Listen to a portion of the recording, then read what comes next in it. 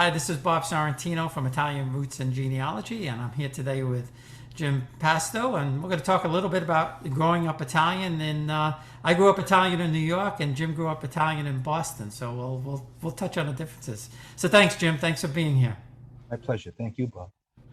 So when I was thinking about your name, Pasto, I was wondering because I'm crazy with this genealogy. I'm wondering if somewhere back in your line they weren't pasta makers. Yeah. Well, the funny thing about this is that the name is actually pasta. In Italy, my family is pasta. Ah, there you Now, go. and my father was for a time a baker.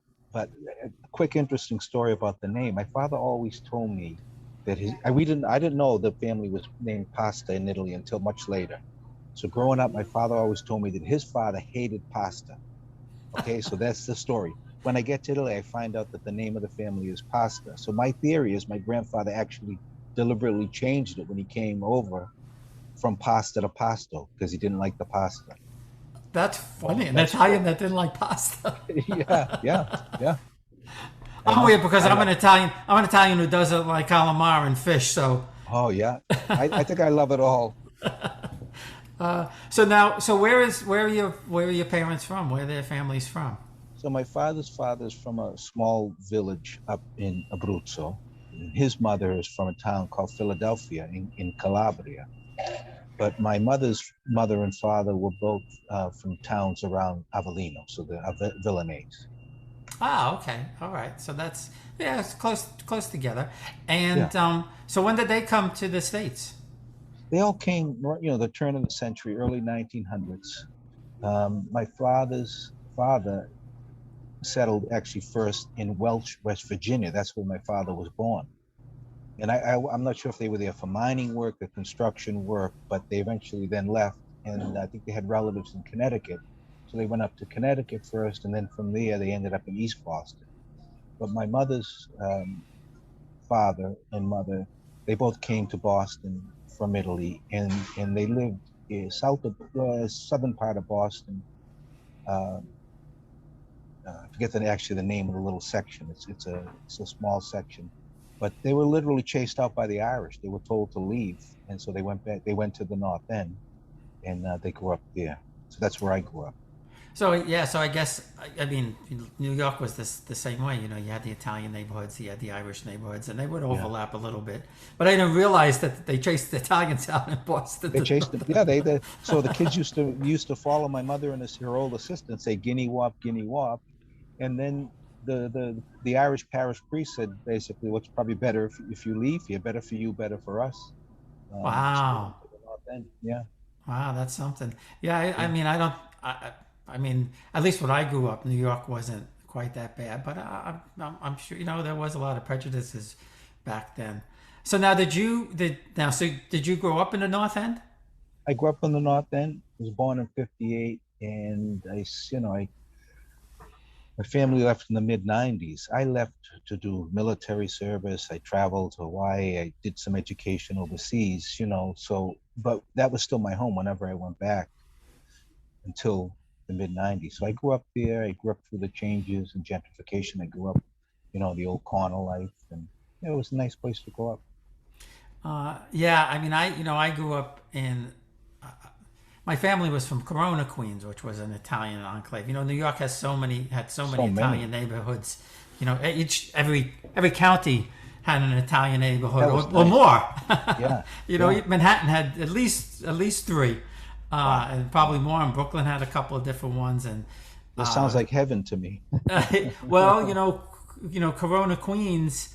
Now it's changed a lot. There's more Hispanic and everything. But when I was a kid growing up in the late '50s, I was born in '51. So growing up in the late '50s and early '60s, that's all it was. I mean, Yeah, it was just Italian.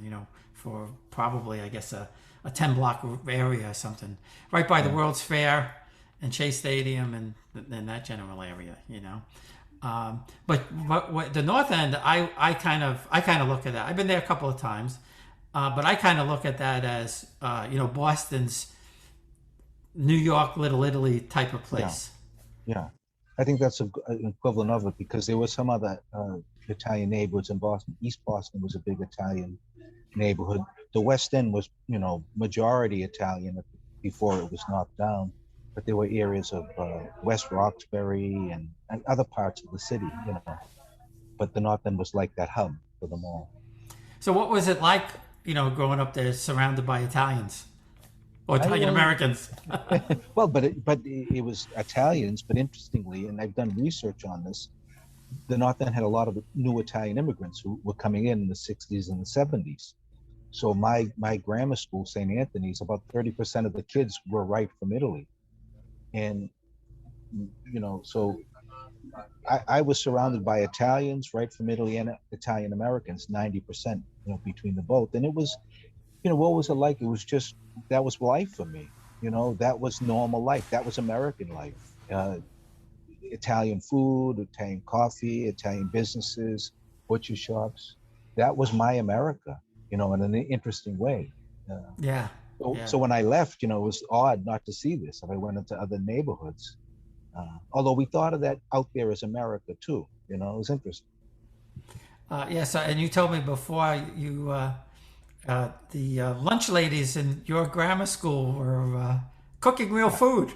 They cook real food. There were two women. I think they were both from Italy. And for lunch, we'd go down, have homemade meatloaf, homemade, pasta, homemade gravy. I mean, it was just, that was the normal. That's incredible. That's I've never heard anybody say that the Italian Oh, ladies cooking in yeah, grammar yeah, school. they did. They did in my St. Anthony's. Yeah, That's fantastic. That's it just was great. nice. Yeah, yeah, I mean, we would go to the beach, yeah. and my aunts would, we'd have eggplant parmesan heroes and sausage and peppers and everything. And, the American kids were eating bologna and peanut butter Right. and jelly. Yes, yes. Yeah. Well, my friends, that's funny because my friends who went to public schools, right? They would, and outside of the North End or in the North End, it's the same thing. They'd open up a sandwich and it would be a broccoli rabe, a meatball sandwich, and their friends would have bologna, right? I know that's so funny. You, I'm sure you had the experience of bringing the non-Italians back to moms or grandmas and telling them, slow down. That's only course one. Right. Yes, absolutely. Absolutely. Especially, on holidays, we'd invite people over and it would be a feast for them. It would be, there's more coming. Literally, that's what they say. You mean there's another course after this? Oh, yeah. Yeah, we're just getting warmed up here. And that was just our normal, that's how we live. Yeah, I know it's we look back on those days, and that's why I do some of this stuff and like to talk to people like you because um, that culture is lost now. Yeah. Our kids didn't see it, and my I don't have grandchildren yet, but my cousins that have grandchildren, some even have great grandchildren, believe it or not, they don't know any of this stuff. No. And the I'm getting such great feedback from Anthony's voices from the past, Yeah. and those people are just incredible. So you grew up with those people, so Yes. Yeah. sitting on the stoop, Yeah. right, watching what everybody was doing and everything. Yeah. Yeah.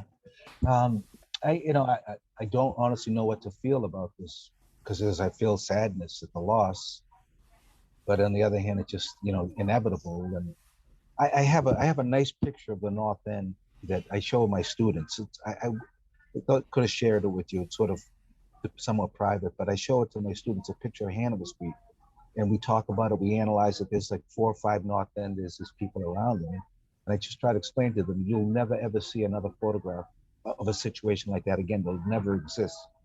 Sort of a moment that we all had in these Italian neighborhoods, that we all shared. You shared it wherever we were in the United States. Can never ever bring it back. Yeah, and I'm sure it's the people hanging out the window, the people hanging on the stoop, Yeah, yeah, the yeah, fruit guy on the corner, all that stuff, yeah. right? Yes, yes, yes.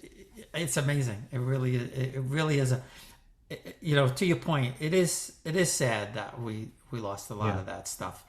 And like you said, it's inevitable. We're in a different country, and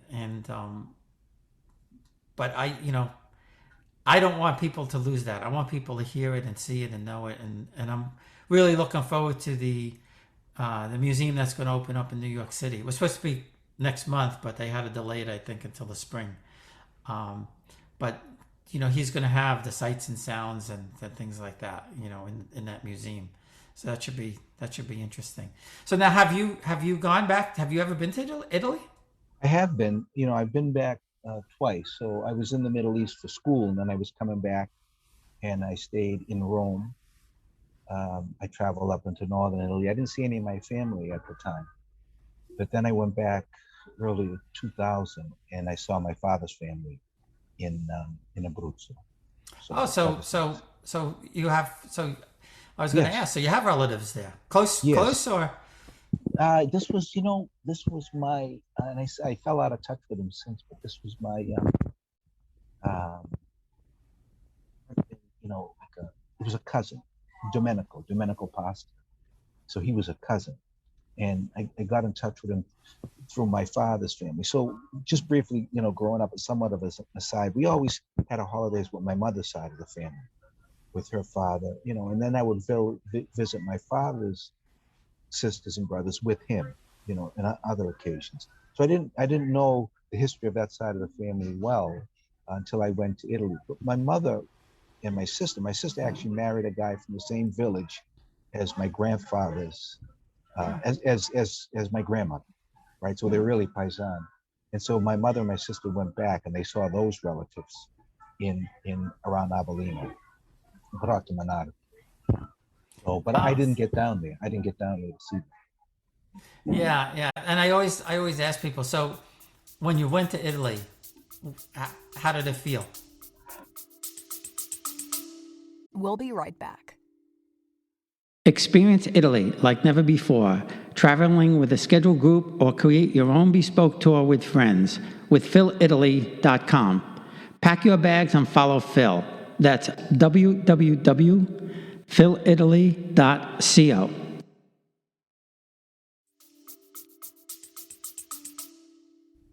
Felt like I was back in the North End, really, in a lot of ways. It did. It really did.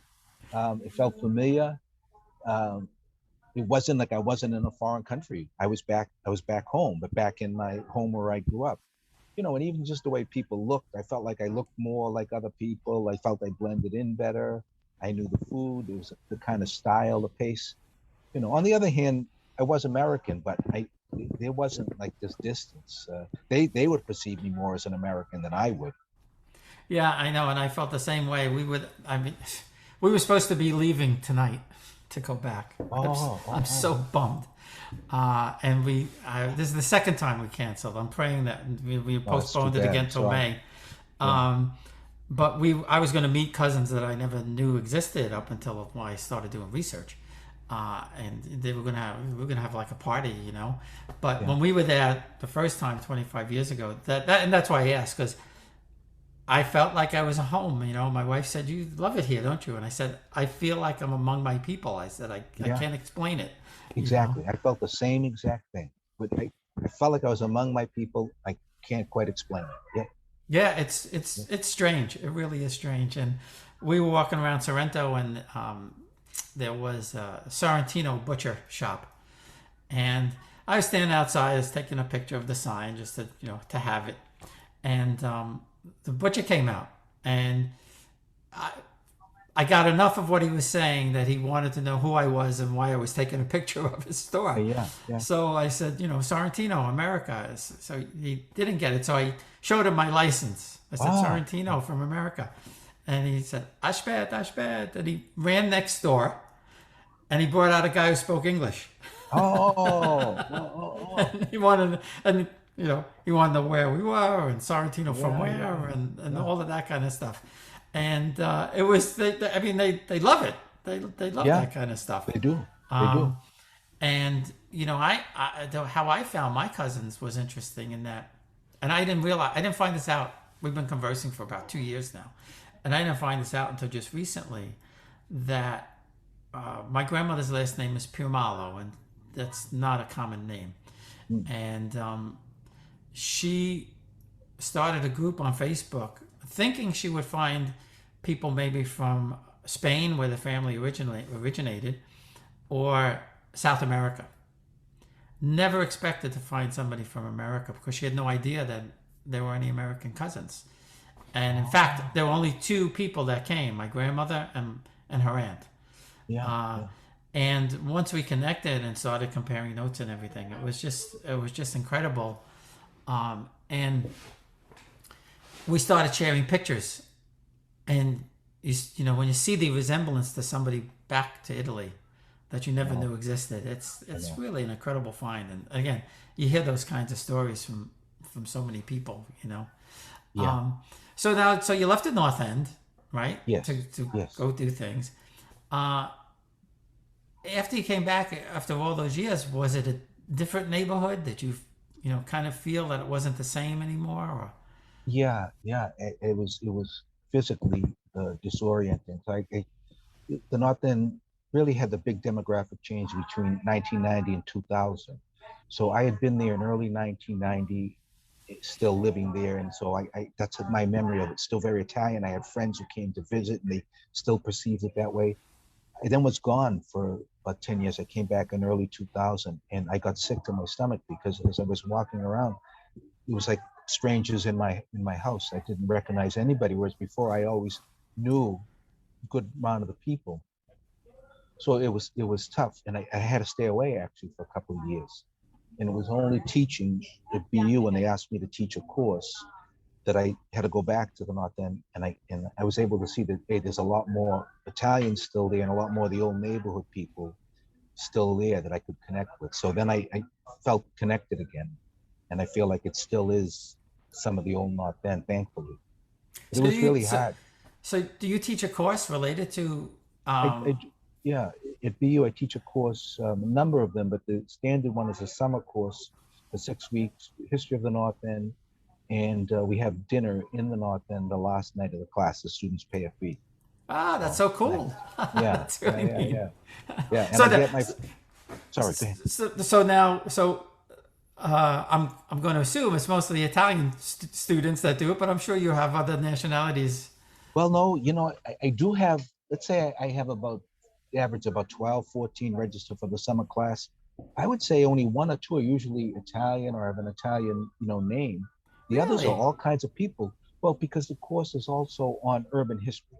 Ah, okay. So the students who are doing urban studies programs take it, or people who are interested in Italian American, because we focus on the Italian history of the North End. But it's Oh, interesting. yeah. I'd love to take that course and then go have anytime. dinner in the North End. Yeah. We used to order the Mike's cannolis Yeah. and have them shipped. Is that still there? Are they still there? Yeah, Mike's still there, still Yeah, doing well. Yeah. Great cannolis. Anybody I know, listening? I like Mike's. If anybody listening, I go don't like online. to endorse. I'll endorse. Okay. Go online, look up Mike's Cannolis in Boston's North End, and they ship you the box of the frozen cannoli cream and the fresh shells. And we used to do it because we would spend a lot of time in a room for 7 days doing systems work at Chase, and one of the treats would be I'd order a couple of boxes of Mike's cannolis, and we'd sit there on a slow time and make the cannolis. That's nice. But it's that's certainly a throwback. And what's great about it is, they don't get all wilted because they ship the shell and the bag of frozen cannoli cream separate.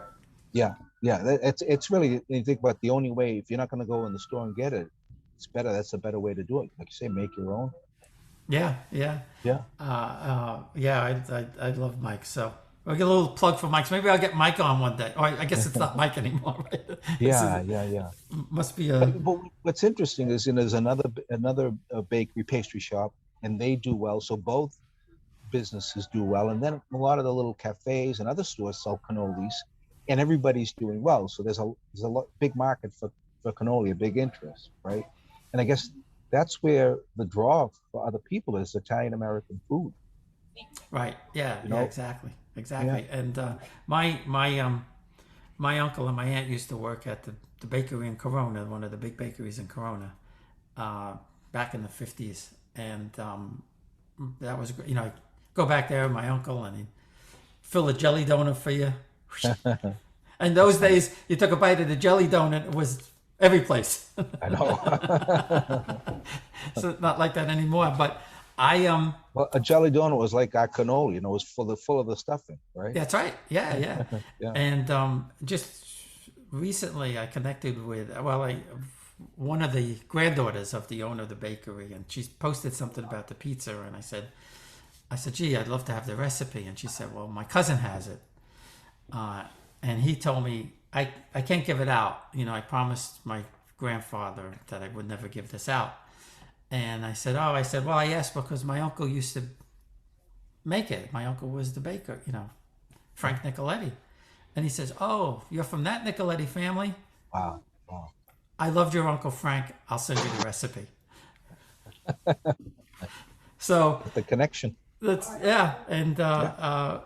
And sure enough, it tastes not exactly, because I'm not that great a baker, but it's pretty close. It's pretty close. I bet you're a good baker. Yeah. I'm a better cook than I am a baker. Yeah, I'd say the same for myself. My wife's a good baker.